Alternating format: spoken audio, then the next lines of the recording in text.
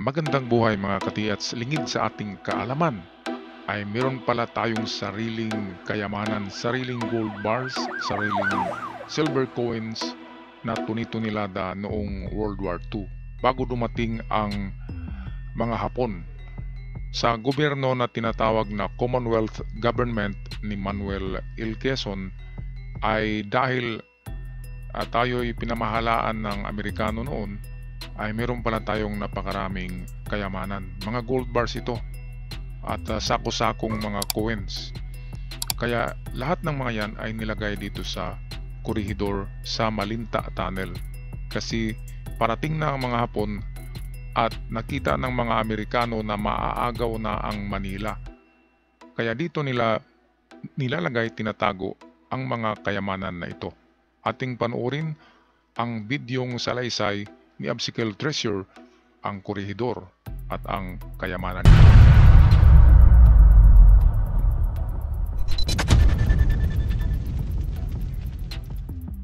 Ang Corregidor Island, isang mabatong isla na may mainam na lokasyon sa bungad ng Manila Bay sa timog ng probinsya ng Bataan.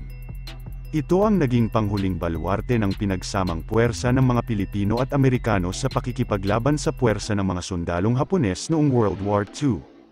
Tinawag itong Corregidor sa kadahilanang ang ibig sabihin nito sa Espanyol ay Corrector, dahil sa islang ito bilang bungad ng papasok ng Maynila ang naging lugar sa pag-check at pag-correct ng mga papeles para sa mga barkong pumapasok.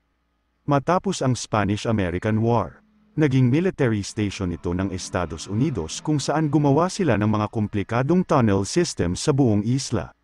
At gaya ng nabanggit, ang islang ito ang naging saksi kung paano natalo ang puwersa ng Amerika at Pilipinas at tuluyang sumuko sa mga sundalong Hapones noong May 6, 1942. At alam niyo ba mga katiats na ang Corregidor ay merong Malinta Tunnel na tinatawag. Ito yung tunnel under the ocean. Nakakonekta yan doon sa mainland. At pwedeng mag-march papasok diyan ang mga Amerikano. Kaya napakataas ng tunnel na yan. At waterproof, hindi pinapasok yan ng dagat. Iwan ko lang sa panahon ngayon dahil ang dami ng lindol na dumaan kung waterproof pa rin ang Malinta Tunnel. Napakalaki ng gasto ng Amerikano nang gumawa sila ng tunnel dyan as a fortress or bunker sa World War II. At ginawang hospital noong World War II kasi yan lang ang hindi talaga madudurog ng bomba ng Hapon. Napakaano talaga ang pagkagawa niyan, matibay talaga na klaseng simento ang nakalagay at merong nakapalibot yan ng mga kanyon kaya hindi madaling maagaw. Yan ang panghuling naagaw ng mga Hapon, ang Corregidor, dahil sa matibay talaga ang kanyang depensa. Matapos ang ilang araw ng sunod-sunod na pambobomba ng mga Hapones, at sa gitna ng kaguluhang ito, ay ang kwento ng milyong halaga ng mga kayamanan na sa takot na mapasakamay sa mga Hapones, at iniutos ni General Douglas MacArthur sa kanyang mga tauhan na ilubog ito sa kailaliman ng Manila Bay. At kalaunan, nang malaman ng mga Hapones ang tungkol sa nasabing kayamanan, inutusan nila ang mga US Navy divers na naging bihag nila, na kunin ang mga ito sa ilalim ng dagat.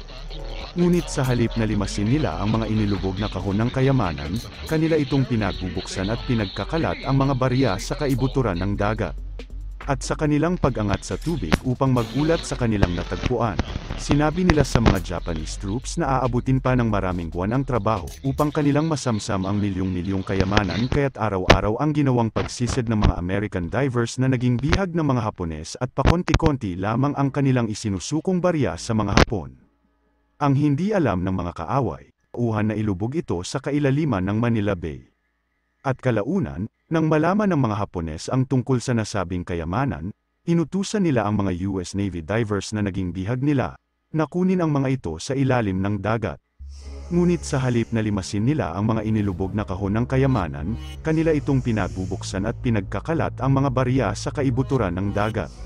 At sa kanilang pag-angat sa tubig upang magulat sa kanilang natagpuan, sinabi nila sa mga Japanese troops na aabutin pa ng maraming buwan ang trabaho upang kanilang masamsam ang milyong-milyong kayamanan, kaya't araw-araw ang ginawang pagsisid ng mga American divers na naging bihag ng mga Hapones at pakonti-konti lamang ang kanilang isinusukong barya sa mga Hapon.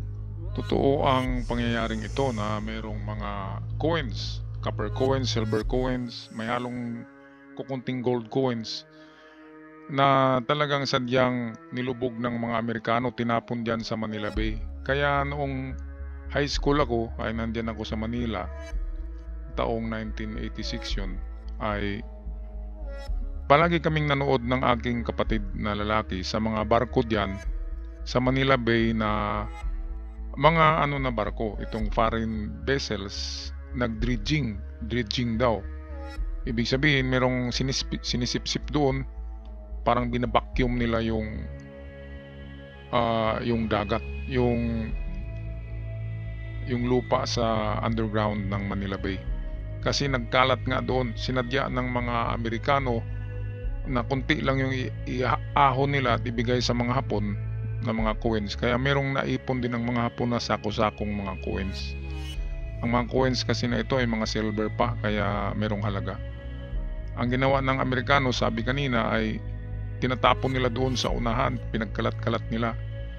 Kaya nang bumalik ang mga Amerikano na yan, 1980s, dredging or higanting vacuum, parang vacuum cleaner, sinisip-sip ang sandbed ng karagatan ng Manila Bay para makuha ang mga yan. Totoo yan. Ako mismo ay nagtataka noon bakit ang dami-daming barko sa Manila Bay na hindi yun mga pampasahero. Okay, kaya napakarami pala ng treasure ng Pilipinas noon dahil sa Commonwealth government. Yun kasi ay under pa rin yung Commonwealth sa American government na narito sa Pilipinas. Kaya ang ating mga pera noon ay may mga marka pa na United States sa likod ng mga coins. Kaya ang mga kayamanan na yun ay kayamanan na rin yun ng Amerika na narito sa Pilipinas. Kaya pinoprotektahan nila ang kayamanan na ito. Tinatago. Kaya ang kanilang last decision ay itago na ito sa Malinta Tunnel sa Corregidor instead na itatapon dyan sa Manila Bay. Ang hindi alam ng mga kaaway, ini-smuggle na nila ang ibang mga barya sa loob ng kanilang diving suits at ibinibigay ito sa mga prisoners of war at mga guerrilla fighters. At ang kwentong ito na tila sa pelikula mo lang pwedeng mapanood, ay hindi mo akalaing totoo pala at nadokumento sa tala ng kasaysayan noong World War II.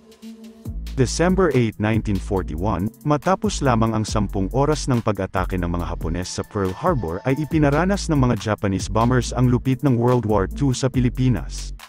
Sa pamamagitan ng sunod-sunod na paghulog ng mga bomba sa Luzon. Walang sinabi ang 170,000 combined troops ng mga Filipino at Amerikano sa pamumuno ni General Douglas MacArthur ang may sabi ng pamusong linya na I shall return, ang commander ng USAF. Sa puwersa ng napakaraming Hapones na unti-unti nang nasasakop ang mga lugar sa paligid ng Maynila, ang mga huling araw noong December 1941, ay nagpabago sa katiwasayan na tatamasa ng Maynila noon, bilang kapitolyo ng bansa. Parang deja vu ito. Parang nakikita ko na mauulit dahil di ba Pearl Harbor yung unang sinalakay ng Hapon? Ngayon sa World War III, baka Taiwan ang unang sasalakay, and then pangalawa ang Pilipinas. Parang naulit muli. Pearl Harbor, parte yun ng Guam, parte ng Amerika. Taiwan, nasa labas ng ating bansa yan. At kung bumbahin nila ang Taiwan, kasama na rin dyan ang Luzon, ang Pilipinas. Kaya wala tayong ligtas sa World War III sa mga Chinese. Parang history repeat itself lamang ang mangyayari. At ang ganda pala ng yung naisahan doon sa pag-scuba ng mga American Navy, ang mga Japanese. Kunti lang yung binibigay sa kanila ng mga pera. At ang karamihan pala ay nasa diving suit nila sa mga bulsa. At binibigay sa mga prisoners of war na panggastos. Kaya nagkalat ang coins na United States coins sa Pilipinas. Kahit ako dito ay meron akong koleksyon yan. Mga copper at silver na United States coin. Ang likod niyan ay agila, pero sa harapan niyan ay may marka pa rin na Pilipinas. So ibig sabihin Pilipinas back to back with United States. Ganyan ang ating pera noon. Paskong Pasko ay nakatanggap ang mga opisyal ng balita na nahulog na sa kamay ng mga Hapones ang Hong Kong at natatakot ang lahat sa napipintong magiging senaryo na ang Maynila na ang susunod dito. Kaya naman, nang sumunod na araw, sa utos ni General Douglas MacArthur, ang pagdeklara sa Maynila bilang isang open city na ibig sabihin, isusuko na nila ang lungsod na walang mangyayaring digmaan. Naku, Dahil ayaw nilang madamay ang buhay ng maraming sibilyan at masira ang buong lungsod, na noon ay tinaguri ang Paris of Asia, tinitingala ang Maynila noong panahong iyon, bilang sentro ng komersyo ng bansa. siyempre magandang Maynila noon kasi under American regime pa rin yan. Ang panahon ng Commonwealth ay Amerikano pa rin ang ano dyan, ang mga gobernur. Kaya ang Manila ay parang Paris pala ito, Paris sa Asia. Tinitingala, maganda. At dahil sa maganda ito, ayaw masira ang mga gusali, ang mga parks, ay automatic na sinurinder ng Amerikano. So kung tayo magka World War III ay parang ganun din ang mangyari, automatic na isurrender ng Philippine government ang Manila, ang Luzon, o ang Pilipinas. Maliban dito sa Mindanao, matitigas ang ulo dito, hindi ito susurinder. Diyan sa Manila, susurinder sila diyan kasi nangyayari na yan noong World War II na open city na. Pagdating ng Hapon, welcome na sila. Ganyan din ang nangyayari sa mga Chinese kapag atake sila, welcome na. So walang masisira ng mga gusali, walang bubumbahin. Tama lang naman yan. Kasi ang importante, mabuhay tayo. Huwag yung away ng away. Huwag yung makipaglaban kahit talo. Kailangan tingnan natin kung tayo'y manalo, saka tayo lalaban. Kailangan wais lang. Ganyan lang. Kung sa tingin natin higante ang kalaban, ay wag muna. Relax lang muna tayo. Pero kapag kaya natin, okay. Lalaban ang Pinoy. At narito nakatayo ang mga naglalakihang mga bangko kung saan nakaimbak ang mga pera at kayamanan tulad ng pilak at ginto ng mga sibilyan at Ayan. reserba na dolyar ng pamahalaang Commonwealth ng Pilipinas. Marami na tayo At pala para niyan. sa mga Amerikano, kung masasakop ng mga Hapones ang Maynila, mapapasakamay ito ang nasabing mga kayamanan. At hindi pwedeng mangyari yon. Pinagplanuhan ang maingat na pagkolekta ng mga kayamanan na ito sa pangunguna ni General MacArthur at sa tulong ni Admiral Thomas Hart, upang maitago ng maayos. Sinilaban ang Shell Oil Storage Tanks sa Pandacan District, at ang malaking apoy nito na may makapal at maitim na usok ay nagdulot ng maladilaw na kulay sa buong lungsod. Araw at gabi sa loob ng 5 araw, patuloy ang pagsilab ng mga oil tanks na tila katapusan ng mundo ang eksena. Dahil nga gusto ng isuko ng mga Amerikano ang Maynila sa kamay ng mga Hapones ng walang away, sa paglisa ng mga Amerikanong sundalo, binuksan ng mga ito ang kanilang mga Quartermaster Corps warehouse, kung saan dinagsa ito ng maraming tao sa paglot ng mga imported goods mula USA. Sa Rizal Avenue, ang tinatawag na High Street noon sa Maynila, ay dinagsari ng mga tao sa pagkuha ng mga mag-agarang damit, sapatos at mga bags. Ganito rin ang naging sitwasyon sa port area. Grabe no, looting. Parang tulisan, ganyan. Ang mga tao ay wala ng kinakatakutan. Hakot ng hakot lang, kuha ng kuha lang. Yun, mga magagandang damit, sapatos, pwede ka mag-shopping dyan, walang bayad. Kasi gera, open city na. Ay kahit kukuha ka pa dyan ng mga sasakyan dyan sa mga display center ng Toyota, ng Ford, ay pwedeng kumuha ka kapag World War na. Ang problema, yung susi. Kung nasaan yung susi. Okay, kaya ang gera ay merong miserabling mga tao, meron ding mga taong umasinso sa gera. Ang umasinso ay yung mga nanalo, nakikinabang. Ang biktima ay yung kawawa at ang miserable. Kaya diyan lang tayo sa dalawa kung saan tayo. Parang COVID lang. Merong yumaman sa COVID, meron ding namatay sa COVID, merong naghihirap sa COVID. Okay, this is part of the world New Order agenda, sabi nga nila. Yan ay pinagplanuhan daw yung mga gera-gera na yan. At hindi yan nangyayari ng walang plano. Kaya world agenda ang tawag diyan. New World Order ang nasa likod. Okay, so Ngayon, ang mga gold bars na naman. Ang kayamanan ng Pilipinas at Amerika ay itatago na ngayon. Dadalhin na sa Malinta Tunnel. Atin panoorin muli ang video.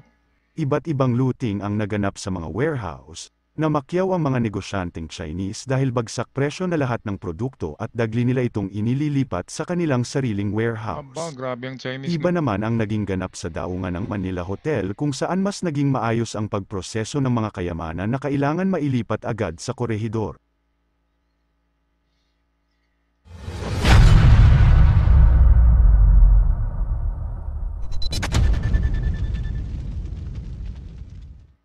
Narito ang mga mayayamang mga lungsod na natatakot na mawala ang mga pera at ginto, maging ang lahat ng mga naipon na ginto, pilak at mga securities na mula sa Philippine Treasury. Base sa mga records, ang naging inventory ng mga kayamanan na nandoon na naipon ay mahigit 100 million. Ito ay ang $100 paper bills, 51 tons ng 22 hanggang 24 karat na gold bars na may bigat na 20 kilo kada piraso, Grabe. 32 tons ng mga silver bars na Dami. may bigat na 20 kilo na piraso, 140 tons ng mga silver peso coins, 2 tonelada ng mga ginto mula sa mga alahas na pagmamay-ari ng mga sibilyan. Grabe. Dami. December 27, 1941, ilang mga pulutong ng maliliit na barko, yate, at mga tugboats ang bumiyahe mula sa Manila Bay patungo sa korehidor. Dala-dala ang malaking hoard ng mga treasures upang maisalba sa mga kamay ng mga Hapones. Dahil sa lakas ng depensa ng isla ng korehidor, ito ang napiling headquarters ni MacArthur bago ito umalis ng Pilipinas noong March 1942. Okay, noong unang bugso ng digmaan, 1942, ay nagharap na itong si Yamashita at Douglas MacArthur. Natalo si Douglas. Kaya nga nakuha itong korehidor ng mga Hapon dahil umalis na si Douglas MacArthur kasi talo sila. At nagsabi siya ng kanyang quoted na sinabi itong I shall return. Kaya nga sa pagbalik ni Douglas MacArthur ay dubli-dubli na ang kanyang puwersa na dinala, napakaraming eroplano at barko. Kaya ito'y revenge niya kay Yamashita, kaya binitay niya si Yamashita. Nang matalo niya si Yamashita nung sumurinder sa Kiangan, si Yamashita kay Douglas, ay binitay niya ito.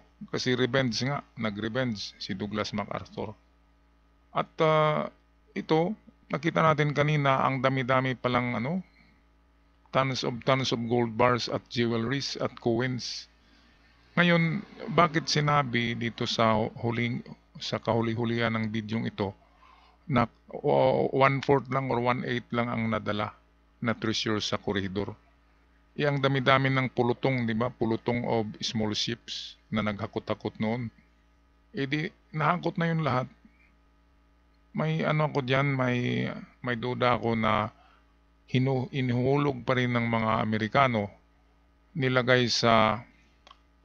hinulog sa ilalim ng dagat, sa bottom of the ocean. Siguro malapit sa korehidor, sa mga ocean floor diyan. Tingnan nyo ang mga ocean floor diyan, taga korehidor. Maraming nilaglag diyan na treasure, na coins, na gold bars, na jewelries. Ang mga Amerikano kasi ang nailagay nila diyan sa Malinta Tunnel ay kukunti lang. Hindi yung sinabing napakarami.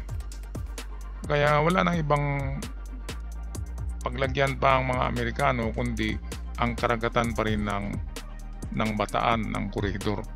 Kaya sa mga mangingisda diyan at divers, i-check nyo ang sea floor or seabed ng korehidor. Nandyan lang yan, nalaglag lang yan. Hinuhulog yan ng mga Amerikano. Sa kanyang palagay, ito ang lugar na pinakamainam kung saan temporaryong pwedeng itago ang mga kayamanan.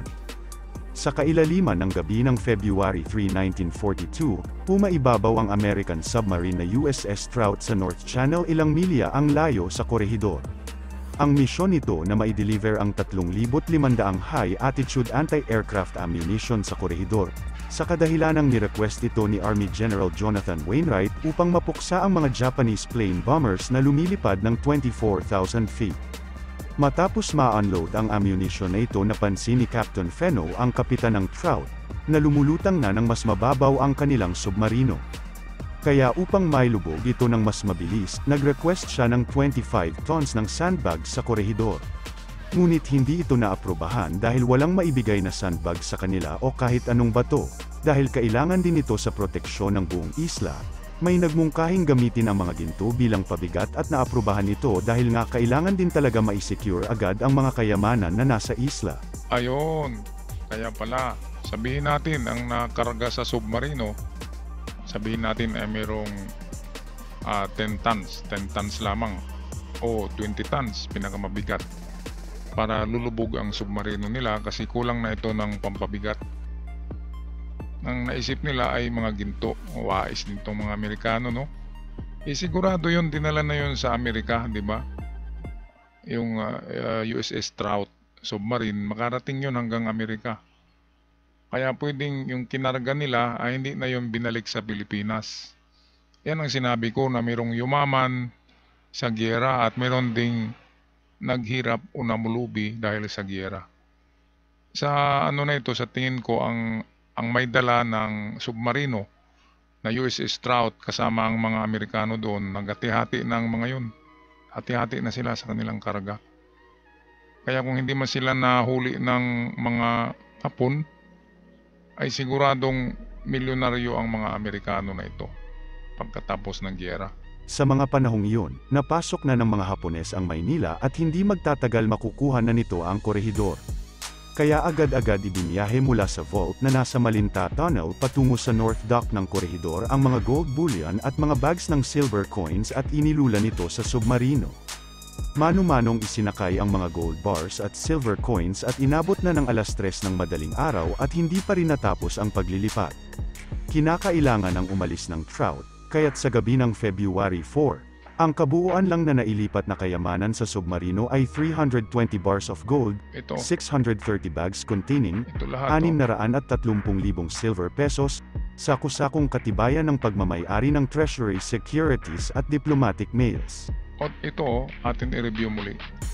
320 gold bars lang, hindi umabot ng 1 tonelada. Nasaan na yung iba, di ba?